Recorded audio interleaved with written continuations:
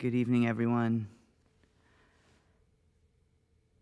I'm Zen Master Sebastian Rizzon, founding master of the Zen Art Center and the Mind Light Way School of Zen Arts. And I give these talks on the third Thursday of every month. You can also find them anytime on the Zen Art Center YouTube channel. Zen is the study of Dharma. Dharma is the teaching of Buddha. Dharma is also the natural truth, or the truth of nature. So Zen is pointing to the Dharma. So it's pointing you to the natural truth, or the truth of nature. The truth is always changing and evolving. So it's pointing to something that is really hard to describe because of its elusive nature. For instance, if I say it's 7:12 right now, in a minute it will be 7:13. That's no longer Dharma. So for that reason, Zen doesn't use scriptures or text, or even when I give a Dharma talk, I'm forced to use words so people can understand what I'm saying, but these words are really just supposed to be pointing you to the truth, pointing you to something that transcends words. Everything we know is known through our awareness and our mind. So at the foundation of everything we know is our mind. So the main thing we are trying to understand in order to understand the Dharma, in Zen we're studying the mind. And so what is your mind? What is it, the foundation of everything you know? And how do you understand what that is? So the typical Zen practice is using koans. Koans are questions like these. What is your mind? Where is your mind? How do you even study it? How do you experience your mind? It's, as far as we know, it's unobservable because it's the root of all of our observations. But how do you understand anything if you don't understand what that is? So those koans are just words we are using to point us to the truth. So if you think you have an answer to a koan and it's not digging at the foundation of the truth, it's probably not the right answer. So how do you know what your mind is, though? What's at the foundation of everything? The other way we start to understand the truth underlying these koans is we plant them in our mind like a seed, and then we meditate. And meditation is like the work to make your seed grow. It's like watering the seed so it grows.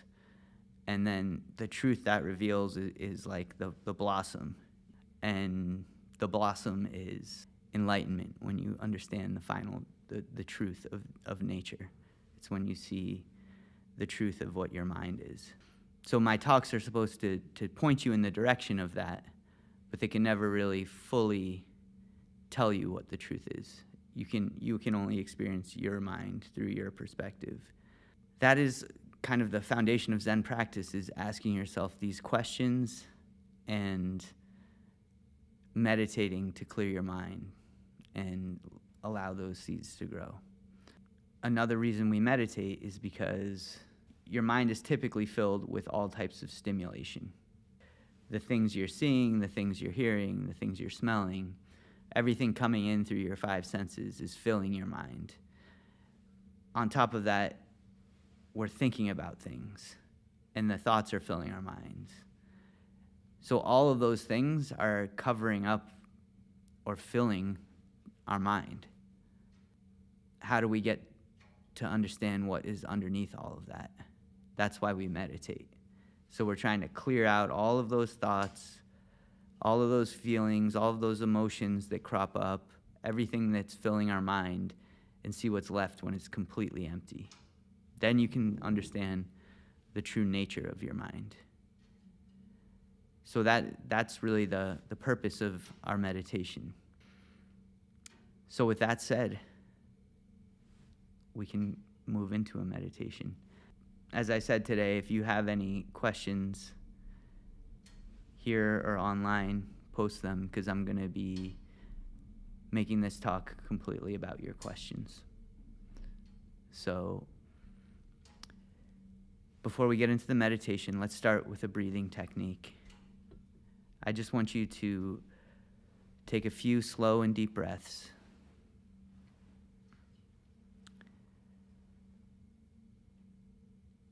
And I want you to breathe a little bit slower and a little bit deeper than you usually do.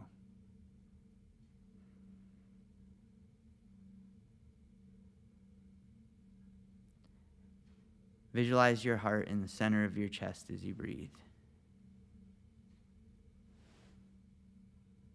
As you listen to me, I want you to continue to breathe a little bit slower and a little bit deeper.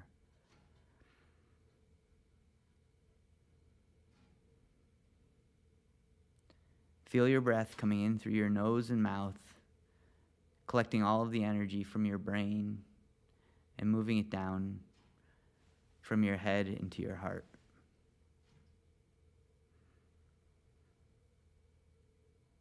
Imagine now that you're breathing with your heart.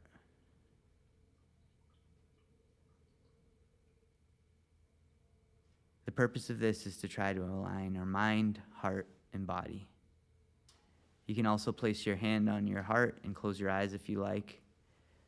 Just keep breathing a little bit slower and a little bit deeper as I talk.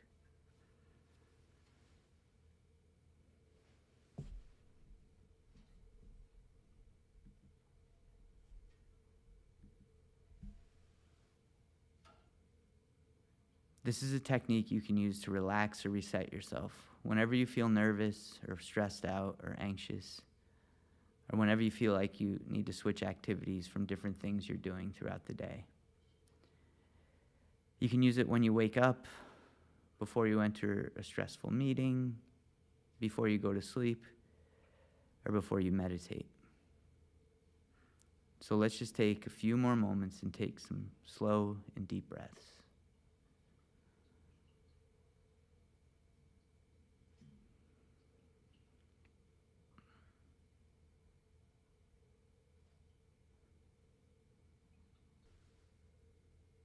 Tonight we'll be doing a mantra meditation. We're going to turn around in our places and sit with our legs crossed. You'll have your hands centered in your lap, right hand, left hand, touching your thumbs. Try to keep your neck and back straight. Try not to slouch while you're meditating. We're going to have our eyes closed, but if your eyes were open, they'd be at a 45-degree angle looking at the floor. If you get uncomfortable during your meditation, you can stretch up and stand out. Just try to be respectful of the people meditating around you. In traditional Zen meditation, we use a mantra to clear the mind. The mantra is the focal point of meditation, usually a word or a phrase that's repeated in your mind. If you try not to think, thoughts will inevitably come into your mind. By focusing on the mantra, you can use it to push out all of the other thoughts. When you meditate, try to let go of your feelings, your opinions, and your desires. As you meditate, only concentrate on your mantra. If any other thought comes into your mind, let it pass and just return to focusing on your mantra. You can use anything as a mantra during meditation, but I usually suggest using the mantra of Kwanseum Bosal. Kwanseum Bosal. That's the name of the bodhisattva of love and compassion in Korean Zen.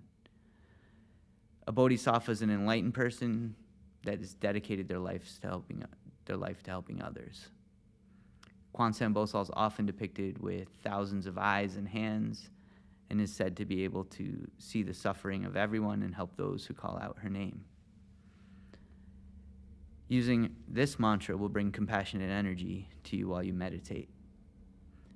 Drawing this energy into your mind while you're meditating is like giving water to those seeds that we planted. So now let's turn around and we'll meditate together for about 20 minutes or so.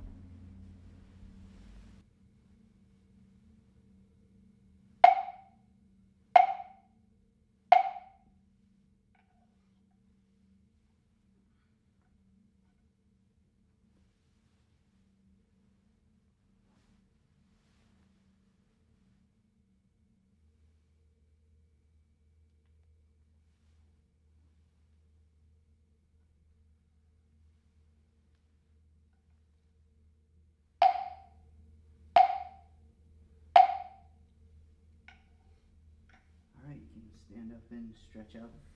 I'm just going to make an announcement because I think there's maybe some people watching online too. So today I'm changing up the format a little bit. It's basically going to be an Ask Me Anything. So I'm just going to take questions. And if you're watching online and you want to ask a question, just hop in the chat and drop a question in there, and I'll try and keep my eye on that and respond to those as well. So with that said, any questions? So with that said, that the question, so for the people online who might be watching, the question is, I talk about compassion, but what is compassion? Compassion is the most simple way I can state it is just wanting to help. And when I say help, I mean to help alleviate suffering. So if you're compassionate to yourself, you're trying to alleviate your own suffering. The way I teach that in the Buddhist context is letting go of your opinions and desires and feelings and thoughts, and because those are ultimately the source of your suffering. And so by clearing those out, you reduce your own suffering. In the context of the Buddhist belief system or the Zen practice, you're supposed to be helping reduce the suffering of the people in the world. Yeah. So I'm going to just repeat that. Basically, you're asking what happens when you show someone love or compassion and they reject it or even feel offended by it, or your internal goal is to help them, but externally it's not having the results you want. You can't always change the way people are and the way they feel, whether they're ready to feel love, to take compassion, to receive it. One thing my teacher told me that I try to live by, it's easier said than done, but it's something I keep in mind in situations like that, is that he says to give, and you might have heard me say this, so I'll say it again, but to give love like the sun gives light. It always shines and never asks for anything back. It just offers its light and its warmth, and people can go hide in the shade if they don't want it, but you still have to shine, and it doesn't harbor resentment to anybody it's giving it to. So if your heart is shining like that, I don't think you shouldn't allow yourself to suffer because they're not receiving that. I know that's easier said than done, but sometimes just being kind or doing something to please someone, that's not necessarily the same thing as being compassionate. You know, there's the old saying, like, it's better to teach someone how to fish than to give them fish or whatever so that they can feed themselves. So you could be unintentionally reinforcing something negative in their life. But how do you navigate that, right? Because the main thing, like I said, is if your heart is in the right place, you shouldn't suffer from that action, even if it seems like it's a mistake. But if someone's negative back towards you, just try not to hold on to that. That's more of a reflection of them than of you. It's just discouraging because, like, you just want to keep trying to help, but Yeah. it's like at what point can you stop showing compassion because it's not? Yeah, well, sometimes people aren't ready to receive help. You know, they're so absorbed and wrapped up in their own karma that they're not ready to receive it. You know, people aren't always receptive to help. People change over time, and in different times they're more receptive to help or less receptive to help. It has a lot to do with their own mind state. And so what I was going to say before, but it's relative here, is how do you navigate that? The best thing you can do is keep your own mind clear, and then you can see and you can notice when they're being more receptive and when they're not being.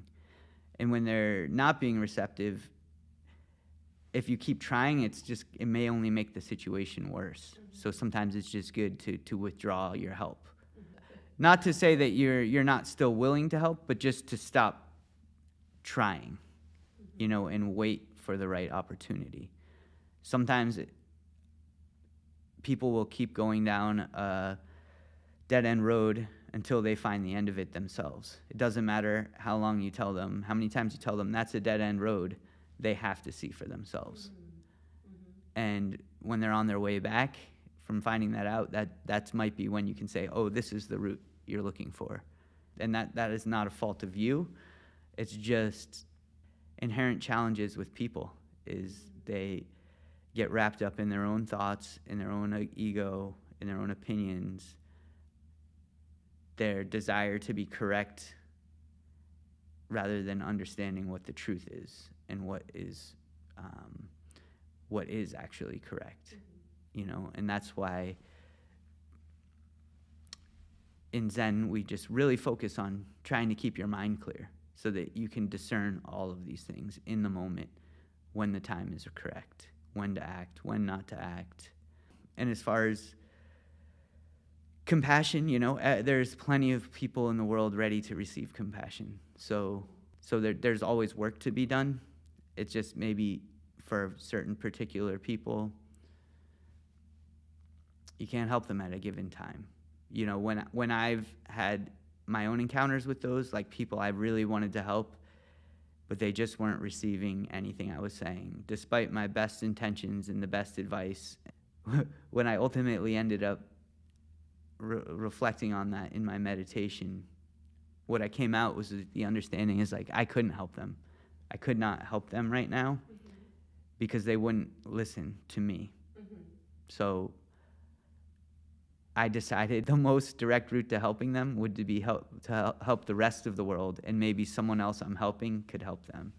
I love that. Because it wasn't coming directly Put out from the me. vibe, hopefully they'll catch it. Yeah. So if enough people start learning and understanding this, it will become contagious and it will spread and people will get it. And, as a teacher, that's how I see my goals and the people I was trying to help. I really wanted to help them and help them understand and to offer anything I could to help. But it was just not being received. And so I was like, well, I can keep getting frustrated with this, keep trying, and it's actually making my relationship with them worse. Right. Because they're resenting what I'm telling them at times. And I decided, maybe if I've written a book, but I was like, maybe if I publish my book, someone else reads it, and they're close by them, they can help them. They can help, and maybe they'll listen to that route. So sometimes I feel it's easier to change the course of the entire universe more than one person and their opinions. So, that's a bit of a metaphor, but I think you get what I'm saying. Sometimes it would be just as difficult to do those things. So yeah, I think those are good questions. I think I've had to deal with them. You hear these things and you think, it's just sounds so perfect when you say it, but it doesn't always work out that way. And that's why I like the image of the sun and just giving in that way and not expecting anything back and not expecting everybody's ready to receive that. And some people will just hide in the shadows their entire lives. But I think ultimately everybody's destined to understand these things and to feel that greater love that the universe is trying to shine on us. So sometimes that also helps me understand it's a long arc of change, right? In Buddhism, they say every soul, every being is destined for enlightenment. My goal as a teacher and my goal is trying to teach people is how to be catalysts for that and how to help people find that path more quickly so that we don't have to suffer. Question. So the question is compassion a skill or human nature? It's part of nature, even beyond human nature. Is it a skill you have to learn? Yes, that it is that as well. Because especially in our culture, we've been taught to value our own survival above everything else, and to take care of our individual needs. And that is in tension with our nature to be compassionate. But we have both of those things in our nature. We have to take things to survive. We have to take food. We have to kill plants. We have to kill animals.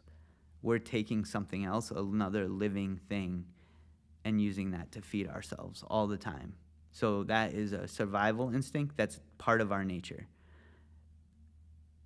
It also is in our nature to be cooperative and compassionate, because that's how we survive. None of us would be here if someone had not shown us compassion. What do I mean by that? When you're born, you're a baby, you can't do anything for yourself. You can't put food in your own mouth. You can't get off your back. Someone has to carry you around. Someone has to put food in your mouth. They're helping you, and when they don't help, if they don't feed you, what do? You cry. Why? Because you're suffering. What does someone do what does a mother do when they hear you cry? They put food in your mouth. That stops your suffering. That stops your crying. They carry you. They protect you. If they just gave birth to you and left you there, you're not going to survive. So you're alive because someone showed you compassion. So that human quality, that human nature was passed on to you from your mother. And it's something we learned initially from our mother. Whether they didn't say it, it's just in the nature of what they did. It's instinctual. And that's why I say it is human nature. I also think it's in nature more generally. Like the sun gives us light. The light feeds us, grows the plants. The plants feed everything that we have to use to feed ourselves. That alleviates our suffering. That is perhaps applying, human qualities to what you think are inanimate objects, but I think it's hard to really draw those distinctions. And to tie it into this practice, to the Zen practice, to Buddhism, you embark on these things like meditation, trying to understand your mind. These are all internal experiences, and this is an internal journey of sorts. So if you look at it from a certain perspective, it can seem like, oh, that's selfish, right? They're focusing on themselves. But the truth is, if you're not taking care of yourself, you can't do anything for anyone else, right? If you don't feed yourself, you can't feed someone else who's hungry. You won't have the energy to do it. Okay, so that's not a spiritual thing, but that's just a practical thing about nature. So if you're not healthy and strong, you can't lift someone up when they fall down, right? So if you're not spiritually centered and healthy, you can't help someone else in any way either to reach that same state. And so, as a teacher myself, that's my goal, is to help people reach that. If I am not centered myself, I can't help anyone.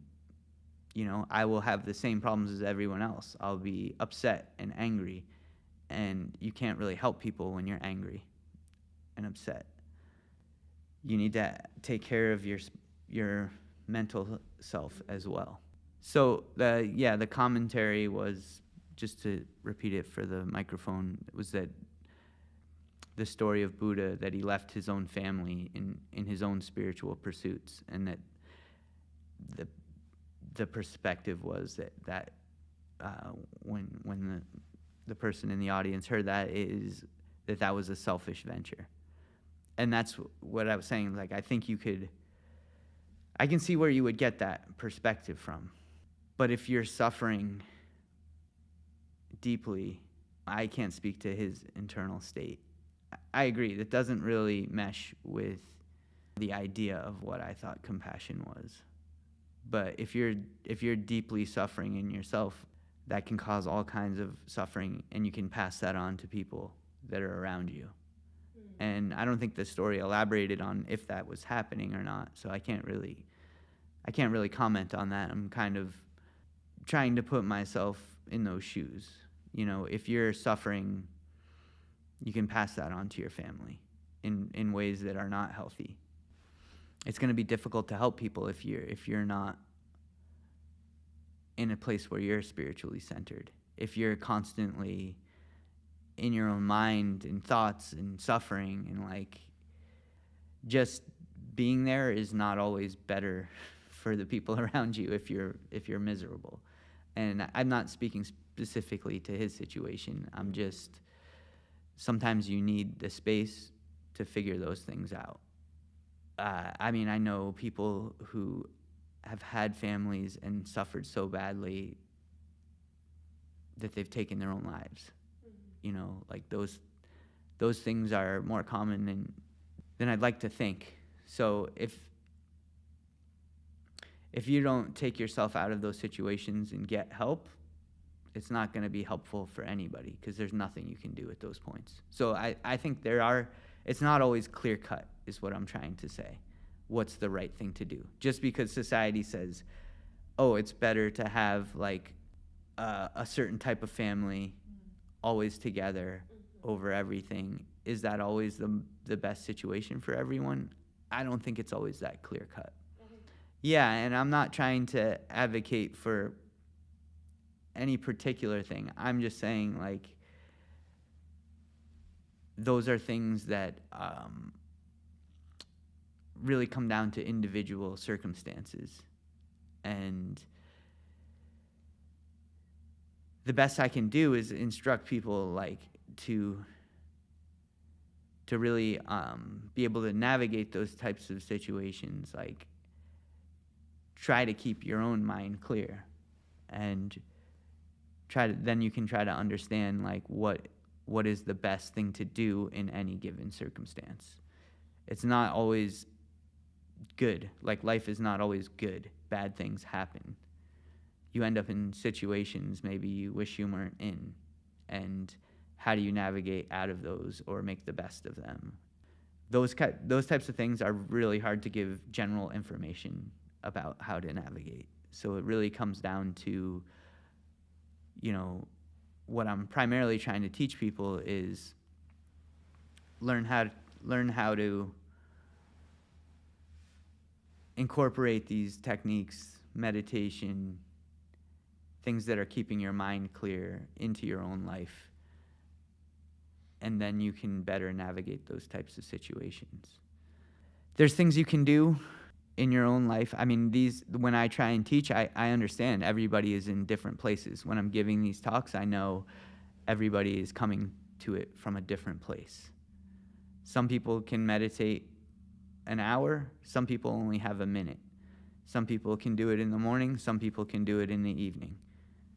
The things I'm teaching you, I want you to understand you can incorporate them into your life in any way, wherever it fits. But I do suggest that if you want to keep your mind clear and be able to navigate these types of situations, that you put it into your routine and you do it a little bit every day, no matter what.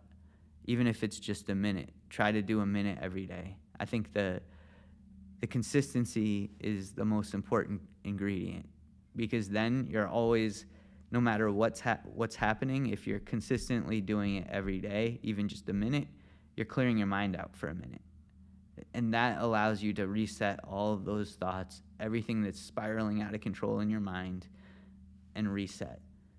And that gives you a different baseline to approach everything with. It might not clear your mind 100% every time, but it's slowly and slowly over time going to clear your mind. And some days you will have an hour. Some days you only have a minute.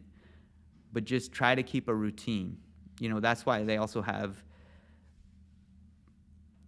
these routines become rituals in religion. They incorporate it into their religious practices. So, like the Muslims bow 5 times a day and they say prayers. That is, from my point of view, I can't speak for them, but it seems like a form of meditation to me, and a form of, Like a mind-body connection. yeah, it's just a way to kind of surrender from everything you're doing and give yourself to something that is Touching the earth. yeah, and Cleansing yourself before. There's like a whole ritual. yeah. So there's you look in a lot of different religions, they have these kind of rituals and holidays and things that are supposed to remind you of these things, and this is building it into your routine. So in Zen, we don't have those, but I try to emphasize, like, every day you should have that in your routine. And it's a very agnostic approach. You don't have to have any philosophical beliefs or religious beliefs.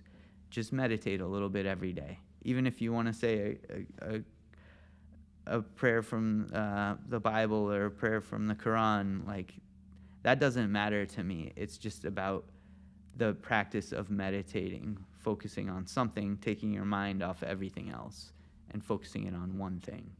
And then that is a mantra. And you can do that with your activities too. That's what I say moving meditations are. You learn to focus on some physical exercise, yoga, weightlifting, martial arts, or an artistic thing, drawing, painting, dance. Those can be forms of meditation. Your job can be a form of meditation. If you're completely into the task you're doing, your job can become a meditation. So once you get good at learning how to focus on something that you enjoy doing, then you can start to learn how to use that level of focus on everything, whether it's washing your dishes or making your bed or cleaning your room. Then everything becomes a form of meditation, and everything you're doing is working towards keeping your mind clear. So I know a lot of people, when they get stressed out, they just work, and I think that can be a form of meditation as well. Yeah, is too much meditation a bad thing? I suppose too much of anything can be a bad thing, right? Buddha always suggested the middle way. A lot of Buddhists, they think you have to sit and meditate, and the more you do that, that's the key. I would say you need to learn how to meditate doing everything. You have to live life, right? And you have to create karma to be alive. So you can't meditate all the time. You have anything you do, you can't be all 100% good all the time either. Like, you have to eat, you have to take something to feed yourself. So there's a balance. You have to learn how to balance that. What I'm advocating is the middle way, a balanced approach. I think you have to find a balance that fits into your life, and that's going to be the most effective way to you attaining enlightenment as an individual, or keeping your mind clear, or whatever your goal is with meditation. When you're clearing your mind, you're putting down your thoughts, your opinions, and desires. When you've attained everything that you want to do, you attain enlightenment. When you become an enlightened being, then there's nothing left to attain as an individual. So what is the purpose then, right? Well, the purpose then is to help other people.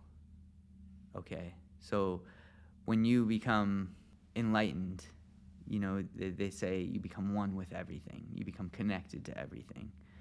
And I can elaborate on that if you'd like. But the point is, when you become one with everything, you are part of everything. We all came from the same place. We all came from the Big Bang, a point of singularity. Everything in the universe came from there. And in the future, we'll all be still part of this universe. So our fates are all intertwined. And when you attain enlightenment, you experience that, where that you see how everything is intertwined and everything is all one. And at that point, you realize all of our fates are intertwined. So if we want to attain nirvana, which is this state beyond suffering, because of our fates being intertwined, we have to help everyone attain that. And that's what the bodhisattvas are doing. They're trying to help people attain enlightenment so that we can all attain nirvana. And so your purpose after you attain enlightenment is to help other people. Does that mean you don't have to feed yourself? No, you still have to feed yourself. You still have to take care of yourself. You're still creating karma by living, so you still have to clear your karma out. But your only reason for doing anything is to help other people. To bring it back to Buddha's story, that's ultimately what he ended up doing. And I can't necessarily comment on his family, but in some way, I've been on the receiving end of his teachings, and it's helped me immensely. And all of the teachers that I learned from in my entire lineage were a product of that, and I think the people I'm teaching are benefiting as well. So it's not always black and white. It's fair to question if that was the right thing, but he also he gave up something, and I don't know what the situation was. He was, by all accords, suffering in a way that he was experiencing an incredible amount of discontent in his life, to the fact that he gave up everything he had, including food for periods of time. So he did make all of these sacrifices, and he was a human. So I think he had all of the same needs as every other human. There's a lot of mythology surrounding him, so you might get differing stories. I believe he's a human, just like you and me, and suffered just the same as us. And he attained enlightenment, and I believe that's a path that we all can attain as well. That's why I'm here teaching, and that's why I'm hosting these classes. It's why I'm teaching the Dharma, and it's why I'm trying to create a community like this so that we can be here to help everybody along their path to alleviating their suffering. The comment was on good and bad and how using those labels can be harmful in itself. And I do agree with that. There's good and bad are a matter of subjective perspective. When you're meditating, you're supposed to put down good and bad and just see clearly, understand clearly what is, and not have those labels. I will say, just to make this a little less confusing to people who, I expect people would push back to saying there are things that aren't good and bad. And I do sympathize with that. The way I evaluate those kind of ideas in myself is, am I creating more suffering or am I alleviating suffering around me? And I always want to be alleviating the suffering, whether it's in myself or in other people. You don't have to give in a way that causes you suffering. That's why meditation's important, so that you can understand, oh, this is actually hurting me, and this is not the right way to give, because I believe you can give in ways that don't hurt you as well. It's a lot easier said than done. The more you clear your mind, the more you put down your opinions and your own desires and your ego, the more you get a broader perspective on things. You can see outside of the shell of your own body to a bigger perspective. The more you do this, the more you expand that perspective. And then it becomes less like those ideas of good and bad from the universe's perspective, they don't really exist. If you look out at nature, it's a bloodbath. Like everything's killing each other. Is that good or bad? No, that's nature. That's how it works. So you kill the bug and you feel guilty about it. There's stories of Buddhists building temples where they move all of the bugs out of the ground before they build. If you take precepts, one of them is do not kill. There's no gray area there. It's do not kill. Some people take things to that extreme. The truth is, they still go and they eat plants, and they take seeds that are the babies of plants, and they eat them. Where do you draw the line? Everybody, what is killing? Like, everybody's doing it, as far as I can tell. Do I think killing a human is worse than killing a plant? Yeah, something in me says yes, but it's all relative. And no matter what, the point is no matter what you're doing, no matter how pure you think your life is, you're creating karma. And you have to clear that out. And the way you do that is through meditating and keeping your mind clear and letting go of your karma, letting go of your thoughts, putting that all down, letting it go, not attaching to it. When you're not attached to it, you're free. You're free from it. Do I believe even murderers can attain enlightenment? I do. Do they have a lot more karma to detach from? Yes. Will it happen in this lifetime? Maybe not. I don't know. You killed a bug. You created karma.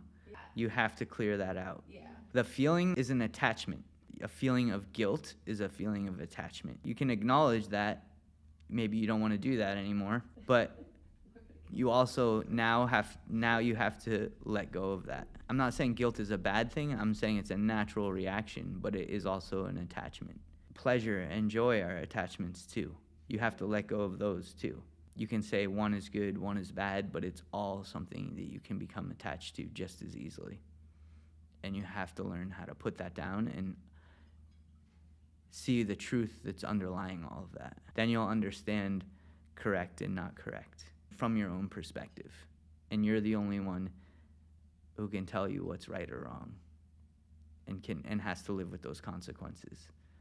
I can sit here and preach and tell you this is good, this is bad, that kind of stuff, but that's not going to save you, even following exactly what I said, because it's not always clear. If I say don't kill and then you go eat something, you just broke the precept. You have to understand when it is important to apply those and when it has to be broken. Different types of Buddhism, they all have different rules, and different sects of them apply them to different amounts of strictness, and they interpret all different types of meaning out of that.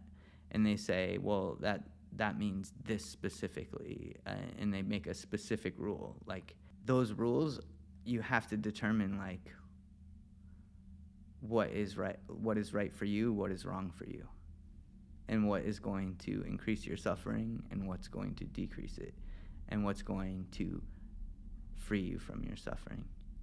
And in Zen, we say not attaching to any of those things is what frees you from your suffering. So you did something, you can't change the past, you can acknowledge what has happened, and you can determine what the right action is to take in the next moment, and where you want to point yourself in the direction you're going, and what your next step is going to be. And that's what a clear mind can help you determine. If your mind isn't clear and you get wrapped up in your own thoughts and your own feelings and your own emotions, you can overreact to things in ways that just increase your suffering. Yeah, I mean, some people prefer having a lot of rules. You can follow a lot of rules, but that doesn't necessarily free you from your karma. Like, you have to really do the work despite what the rules say. You have to learn how to clear your mind. You can't be attached to your feelings. You know, if you're reacting based on feeling good about something or feeling bad about something, you can overreact in either direction. But it's important to realize you can and will do good and bad. You'll take actions. Those are going to create karma. You have to let those go. Then you can have a clear mind. Then you can understand what is the correct action in each moment. It's a simple thing to say, but it's not easy to do. It's actually harder than just following 10 rules or something. Like, this is right, this is wrong. It's actually harder to live in the moment and understand what is going to put you in the direction. And it's hard not to talk and use words like correct or good or bad. But when I say correct or good, I mean things that move towards being more clear and things that move towards alleviating suffering. We've gone on quite a while here. I'm going to just make a few announcements. I give these talks on the third Thursday of every month, same time, 7 to 8 p.m. I also do a guided meditation on the first Thursday of every month from 7 to 8. So the next one's on November 7th. I also host art and writing groups once a month where we practice a little bit of meditation and use that to inform our creative activities, whether it's the writing or the art group. So we're learning how to incorporate meditation into our artistic practices and how to use our artistic practices as a form of meditation. The Zen art group is called the Zen Art Collective, and that's the fourth Saturday of every month. So that'll be October 26th this month from 3:30 to 5. The writing group is the Zen Writers and Poets Society. It's basically where in both of these groups we're just creating or writing, and there's an opportunity to share either your work or your techniques, strategies for making art or writing tips. That is on the second Sunday. The writing group is on the second Sunday of every month. That'll be November 10th from 3:30 to 5. And you don't need any prior experience to participate in any of these classes. And with that said, you're all invited to hang out and chat. And thank you so much for coming.